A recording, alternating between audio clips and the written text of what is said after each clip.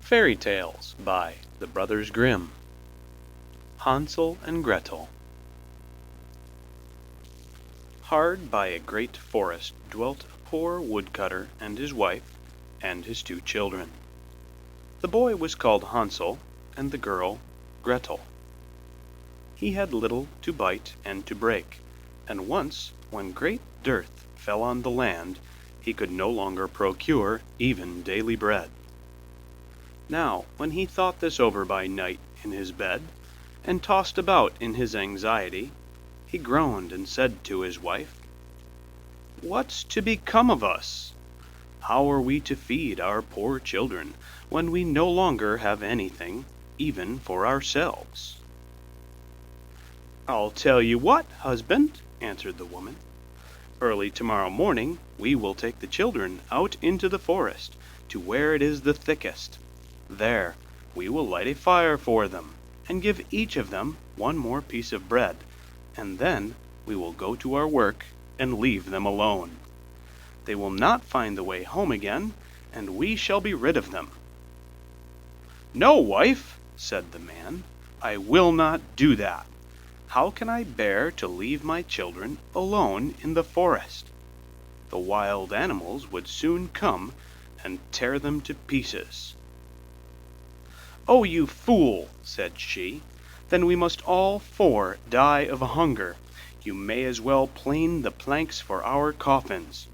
And she left him no peace until he consented. "But I feel very sorry for the poor children, all the same," said the man. The 2 children had also not been able to sleep for hunger, and had heard what their stepmother had said to their father. Gretel wept bitter tears, and said to Hansel, "Now all is over with us." "Be quiet, Gretel," said Hansel. "Do not distress yourself. I will soon find a way to help us." And when the old folks had fallen asleep, he got up, put on his little coat, opened the door below, and crept outside. The moon shone brightly, and the white pebbles which lay in front of the house glittered like real silver pennies. Hansel stooped and stuffed the little pocket of his coat with as many as he could get in. Then he went back and said to Gretel, "Be comforted, dear little sister, and sleep in peace. God will not forsake us." And he lay down again in his bed. When day dawned, but before the sun had risen, the woman came and awoke the 2 children, saying, "Get up, you sluggards! We are going into the forest to fetch wood." She gave each a little piece of bread, and said, "There is something for your dinner, but do not eat it up before then, for you will get nothing else." Gretel took the bread under her apron, as Hansel had the pebbles in his pocket. Then they all set out together on their way to the forest. When they had walked a short time, Hansel stood still and peeped back at the house, and did so again and again. His father said, "Hansel, what are you looking at there, and staying behind for? Pay attention, and do not forget how to use your legs." "Ah, father," said Hansel, "I am looking at my little white cat, which is sitting up on the roof, and wants to say good-bye to me." The wife said, "Fool, that is not your little cat. That is the morning sun, which is shining on the chimneys." Hansel, however, had not been looking back at the cat, but had been constantly throwing one of the white pebble stones out of his pocket on the road. When they had reached the middle of the forest, the father said, "Now, children, pile up some wood, and I will light a fire, that you may not be cold." Hansel and Gretel gathered brushwood together, as high as a little hill. The brushwood was lighted, and when the flames were burning very high, the woman said, "Now, children, lay yourselves down by the fire and rest. We will go into the forest and cut some wood. When we have done, we will come back and fetch you away." Hansel and Gretel sat by the fire, and when noon came, each ate a little piece of bread, and as they heard the strokes of the wood axe, they believed that their father was near. It was not the axe, however, but a branch which he had fastened to a withered tree which the wind was blowing backwards and forwards. And as they had been sitting such a long time, their eyes closed with fatigue, and they fell fast asleep. When at last they awoke, it was already dark night. Gretel began to cry, and said, "How are we to get out of the forest now?" But Hansel comforted her, and said, "Just wait a little, until the moon has risen, and then we will soon find the way." And when the full moon had risen, Hansel took his little sister by the hand, and followed the pebbles which shone like newly coined silver pieces, and showed them the way.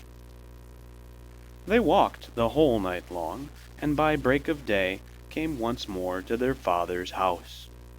They knocked at the door, and when the woman opened it and saw that it was Hansel and Gretel, she said, "You naughty children! Why have you slept so long in the forest? We thought you were never coming back at all." The father, however, rejoiced, for it had cut him to the heart to leave them behind alone. Not long afterwards, there was once more great dearth throughout the land, and the children heard their mother saying at night to their father, "Everything is eaten again. We have one half loaf left, and that is the end. The children must go. We will take them farther into the wood, so they will not find their way out again. There is no other means of saving ourselves." The man's heart was heavy, and he thought, "It would be better for you to share the last mouthful with your children." The woman, however, would listen to nothing that he had to say, but scolded and reproached him. He who says A must say B likewise, and as he had yielded the first time, he had to do so a second time also. The children, however, were still awake, and had heard the conversation. When the old folks were asleep, Hansel again got up, and wanted to go out and pick up pebbles as he had done before, but the woman had locked the door, and Hansel could not get out. Nevertheless, he comforted his little sister, and said, "Do not cry, Gretel. Go to sleep quietly. The good God will help us." Early in the morning came the woman, and took the children out of their beds. Their piece of bread was given to them, but it was still smaller than the time before. On the way into the forest, Hansel crumbled his in his pocket, and often stood still and threw a morsel on the ground. "Hansel, why do you stop and look round?" said the father. "Go on." "I am looking back at my little pigeon, which is sitting on the roof, and wants to say good-bye to me," answered Hansel. "Fool," said the woman, "that is not your little pigeon, that is the morning sun that is shining on the chimney." Hansel, however, little by little, threw all the crumbs onto the path. The woman led the children still deeper into the forest, where they had never in their lives been before. Then a great fire was again made, and the mother said, "Just sit there, you children, and when you are tired you may sleep a little.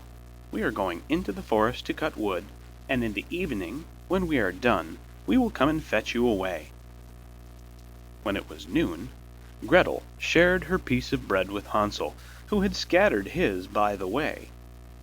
Then they fell asleep, and evening passed, but no one came to the poor children.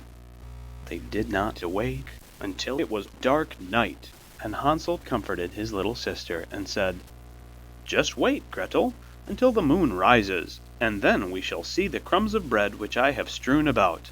They will show us our way home again." When the moon came, they set out, but they found no crumbs, for the many thousands of birds which fly about in the woods and fields had picked them all up. Hansel said to Gretel, "We shall soon find the way," but they did not find it. They walked the whole night, and all the next day too, from morning till evening, but they did not get out of the forest, and were very hungry, for they had nothing to eat but 2 or 3 berries, which grew on the ground. And as they were so weary that their legs would carry them no longer, they lay down beneath the tree and fell asleep. It was now 3 mornings since they had left their father's house. They began to walk again, but they always came deeper into the forest, and if help did not come soon, they must die of hunger and weariness. When it was midday, they saw a beautiful snow-white bird sitting on a bough, which sang so delightfully that they stood still and listened to it. And when its song was over, it spread its wings and flew away before them, and they followed it until they reached a little house, on the roof of which it alighted. And when they approached the little house, they saw that it was built of bread, and covered with cakes, but that the windows were of clear sugar. "We will set to work on that," said Hansel, "and have a good meal.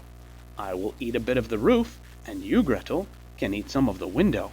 It will taste sweet." Hansel reached up above and broke off a little of the roof to try how it tasted, and Gretel leant against the window and nibbled at the panes. Then a soft voice cried from the parlor, "Nibble, nibble, gnaw.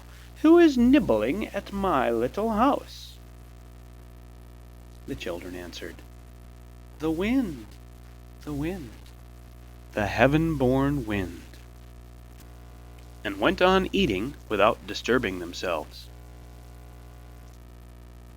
Hansel, who liked the taste of the roof, tore down a great piece of it, and Gretel pushed out the whole of one round window pane, sat down, and enjoyed herself with it.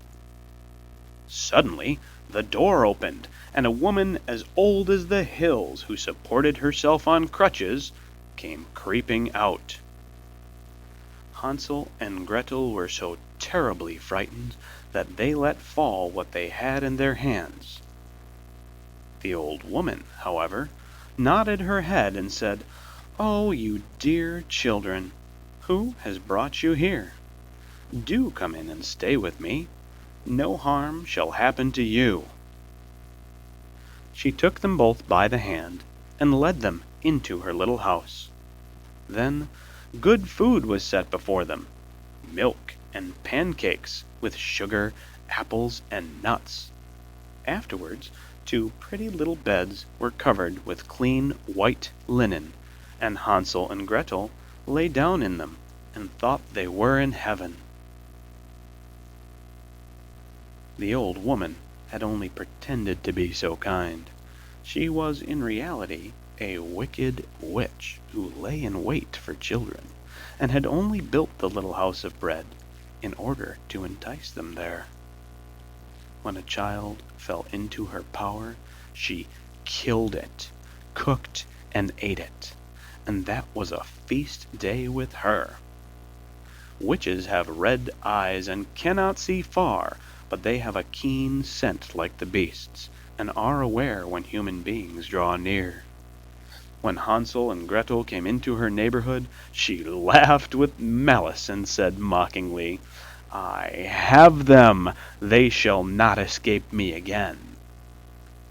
Early in the morning, before the children were awake, she was already up, and when she saw both of them sleeping and looking so pretty, with their plump and rosy cheeks, she muttered to herself, "Now that will be a dainty mouthful." Then she seized Hansel with her shriveled hands, carried him into a little stable, and locked him in behind a grated door. Scream as he might, it would not help him. Then she went to Gretel, shook her till she awoke, and cried, "Get up, lazy thing! Fetch some water and cook something good for your brother. He is in the stable outside, and is to be made fat. When he is fat, I will eat him." Gretel began to weep bitterly, but it was all in vain, for she was forced to do what the wicked witch commanded. And now the best food was cooked for poor Hansel, but Gretel got nothing but crab shells. Every morning the woman crept to the little stable and cried, "Hansel, stretch out your finger that I may feel if you will soon be fat." Hansel, however, stretched out a little bone to her, and the woman, who had dim eyes, could not see it, and thought it was Hansel's finger, and was astonished that there was no way of fattening him. When 4 weeks had gone by, and Hansel still remained thin, she was seized with impatience and would not wait any longer. "Now then, Gretel," she cried to the girl, "stir yourself and bring some water. Let Hansel be fat or lean, tomorrow I will kill him and cook him." Ah, how the poor little sister did lament when she had to fetch the water, and how her tears did flow down her cheeks. "Dear God, do help us," she cried. "If the wild beasts in the forest had but devoured us, we should at any rate have died together." "Just keep your noise to yourself," said the old woman. "It won't help you at all." Early in the morning, Gretel had to go out and hang up the cauldron with the water and light the fire. "We will bake first," said the old woman. "I have already heated the oven and kneaded the dough." She pushed poor Gretel out to the oven, from which flames of fire were already darting. "Creep in," said the witch, "and see if it is properly heated, so that we can put the bread in." And once Gretel was inside, she intended to shut the oven and let her bake in it, and then she would eat her too. But Gretel saw what she had in mind, and said, "I do not know how I am to do it. How do I get in?" "Silly goose," said the old woman, "the door is big enough. Just look, I can get in myself." And she crept up and thrust her head into the oven. Then Gretel gave her a push that drove her far into it, and shut the iron door and fastened the bolt.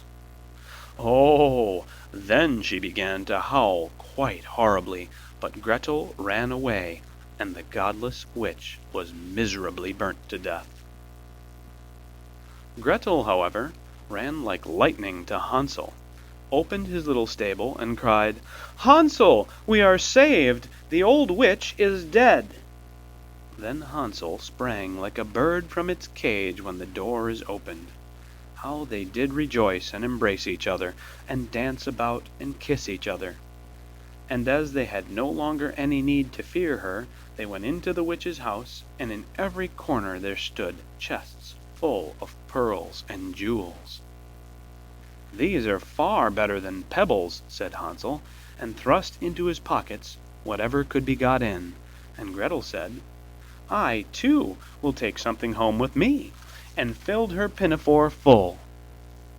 "But now we must be off," said Hansel, "that we may get out of the witch's forest." When they had walked for 2 hours, they came to a great stretch of water. "We cannot cross," said Hansel. "I see no footplank and no bridge." "And there is also no ferry," answered Gretel, "but a white duck is swimming there.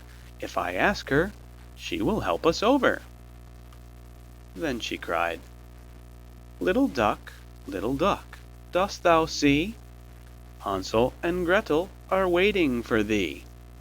There's never a plank or bridge in sight. Take us across on thy back so white." The duck came to them, and Hansel seated himself on its back and told his sister to sit by him. "No," replied Gretel, "that will be too heavy for the little duck. She shall take us across one after the other." The good little duck did so, and when they were once safely across and had walked for a short time, the forest seemed to be more and more familiar to them, and at length they saw from afar their father's house. Then they began to rushed into the parlor, and threw themselves round their father's neck. The man had not known one happy hour since he had left the children in the forest. The woman, however, was dead. Gretel emptied her pinafore until pearls and precious stones ran about the room, and Hansel threw one handful after another out of his pocket to add to them. Then all anxiety was at an end, and they lived together in perfect happiness. My tale is done. There runs a mouse. Whosoever catches it may make himself a big fur cap out of it.